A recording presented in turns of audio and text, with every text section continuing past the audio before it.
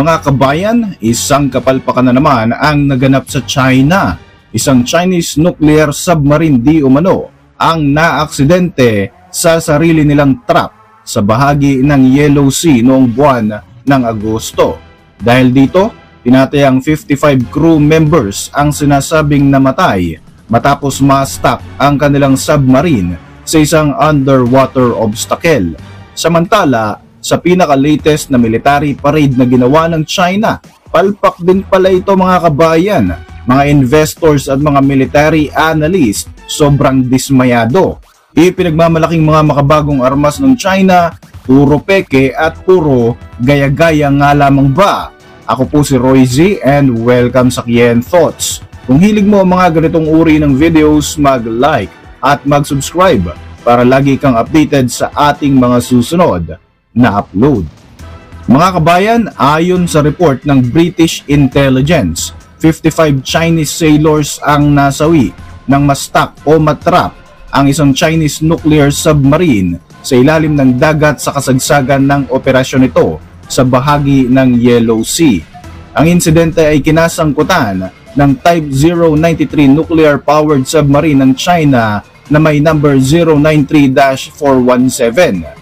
Habang nasa operasyon, malapit sa Shandong Province, bumangga di umano ang submarine sa isang anchor na may kadena, isang trap na karaniwang ginagamit ng People's Liberation Army o PLA upang pigilan ang mga dayuhang submarine, partikular na mula sa US at mga kaalyado nitong bansa na makapasok sa Chinese waters.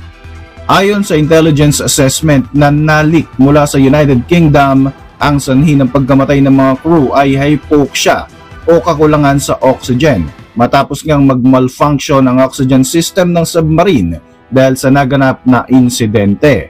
Bagamat sinasabing nagpadala ng tulong ang China, inabot ng halos 6 na oras ang isinagawa nitong repair operations, kaya naman patay na ang lahat ng sakay ng submarine. Giit naman ng mga eksperto, may pagkakataon pa sana ang China na humingi ng tulong o international assistance para ma-rescue sana ang mga biktima, pero mas pinili nitong wag nang humingi ng tulong dahil sa pangambang malalantad ang disenyo at capabilities ng kanilang military technology. Lumalabas na naging collateral damage ang mga Chinese crew members dahil mas pinairal ng China ang kanilang pride kaysa mailigtas ang kanilang mga kababayan. Ipinapakita ng insidente na ito kung paano mas binibigyang importansya ng China ang military secrecy at pride kaysa sa kaligtasan ng sarili nilang Navy personnel. Wala namang naging opisyal na pahayag ang gobyerno ng United Kingdom tungkol sa leaked intelligence report na ito. Ang Beijing naman ay agad na nagbigay ng kanilang panig at sinabing hindi ito kailanman nangyari. Kung totoo man ang nag-leak na intel mula sa British Intelligence, ang insidenteng ito ay nagiging simbolismo na isang mas malaking issue. Isang Chinese submarine na nahulog sa trap na sila mismo ang naglagay. Isa itong potensyal na malaking kahihiyan para sa PLA at isang paalala na sa gitna ng geopolitical tensions, ang tunay na kabayaran ay kadalasang ang buhay ng mga ordinaryong sundalo. Kagaya na lamang ito ng nakalipas nga na engkwentro ng Chinese Navy, China Coast Guard at Philippine Navy, kung saan nagbanggaan ang parehong barko ng China dahil sa kakahabol sa barko ng Pilipinas. Samantala, noong September 3, 2025, idinaos ng Chinese Communist Party ang kanilang pinakahuling malaking military parade sa Tiananmen Square sa Beijing. Layunin ng military parade na ipakita ang mga makabagong armas ng China upang ipakita sa mundo ang kanilang kakayahang pangmilitar. Pero sa kabila ng mga engrandeng pagpapakita ng puwersa, kapansin-pansin pa rin ang mga kahinaan ng kanilang military assets. Nagsimula ang parada sa isang maayos na hanay ng infantry na tinatawag sa social media bilang pinakamagarbong social security and minor unit sa buong mundo. Sunod na lumabas ang Chinese Army na pinangunahan ng Type 99 main battle tank na sinundan naman ng bagong launch na Type 100 tank. Pinuri ng Chinese media ang Type 100 tank na ito na meron daw 360-degree active protection system, 4 na phased array radars, 13 multispectral sensors at anti-tank missiles. Sobrang impressive kung titingnan. Pero para sa mga eksperto sa military equipment, halatang pang-display lamang ang tangke na ito. Kung tutungang ganito ka-advance ang tank ng China, sana inalampasan na daw ng China ang United States. Git na mga observers na ang Type 100 tank ay isa lamang showpiece na baka hindi pa nga daw kayanin ang isang 105mm shelling. Sumunod naman ay pinakita ang amphibious at airborne assault units, pati na ang long-range artillery unit na may PHL-191 rocket launcher. Makikita rin ang Type 04 at Type 08 infantry fighting vehicles.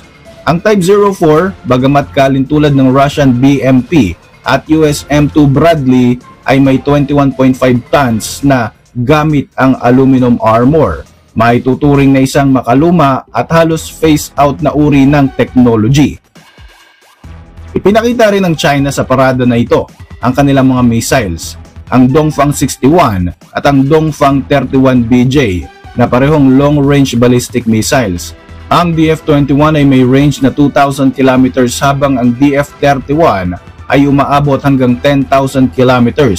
Ang pinakamahabang missile na DF-41 ay may range naman ng 14,000 km at may bilis na mahigit Mach 20. Sa teorya, kaya ng mga missile na ito na maabot ang buong US mainland mula sa kalupaan ng China. Pero maraming eksperto ang may duda sa tunay na capability ng mga missiles na ito.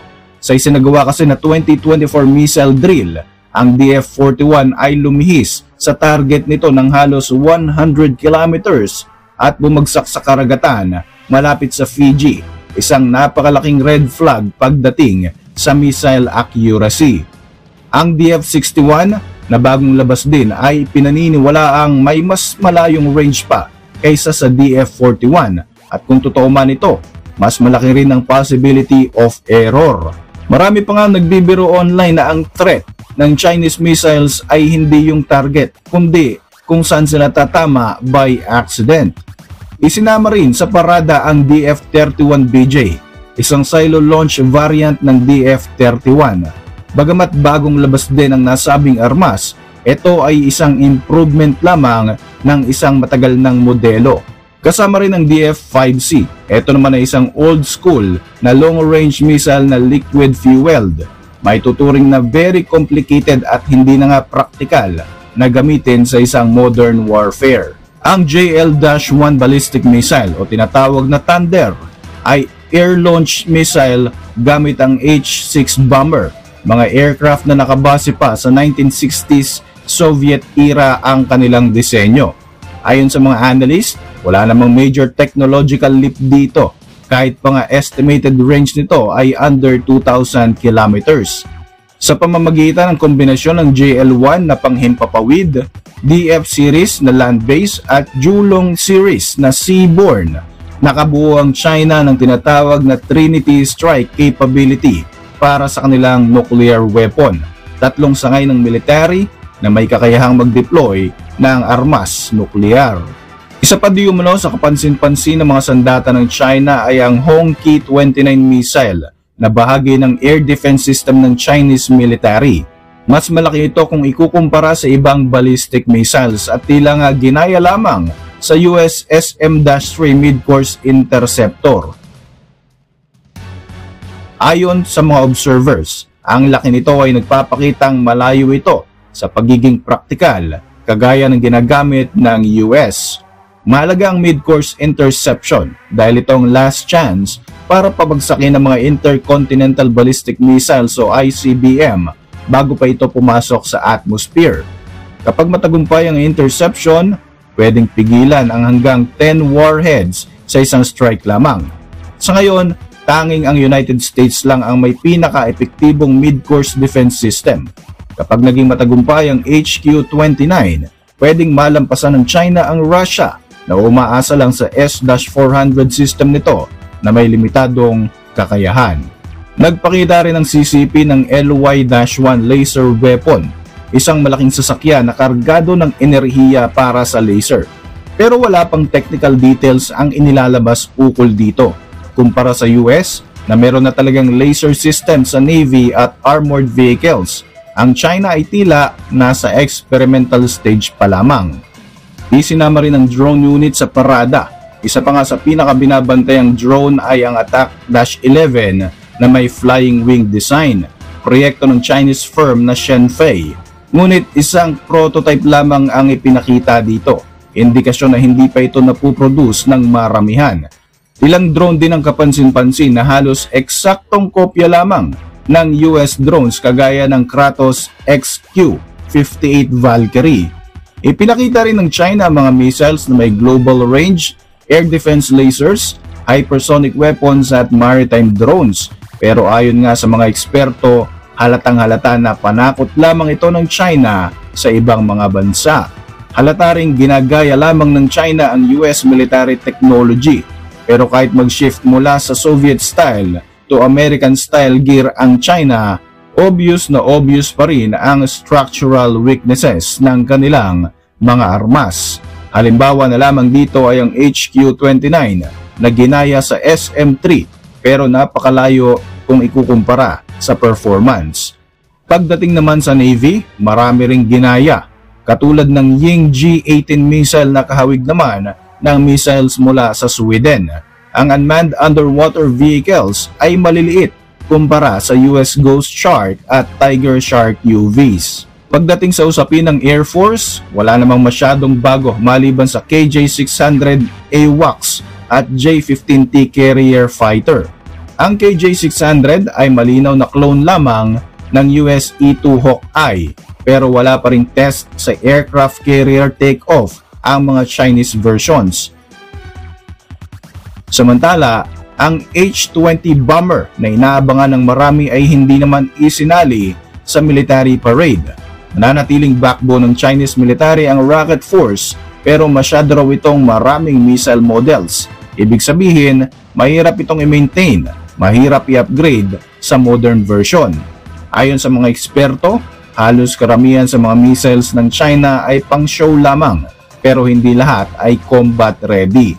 Bukod nga sa teknolohiya ay malaki rin ang issue sa command structure ng People's Liberation Army. Walang real combat experience ang China mula 1979 at itong mga nakaraang taon, ilang senior generals pa ang tinanggal sa pwesto dahil sa anti-corruption drive.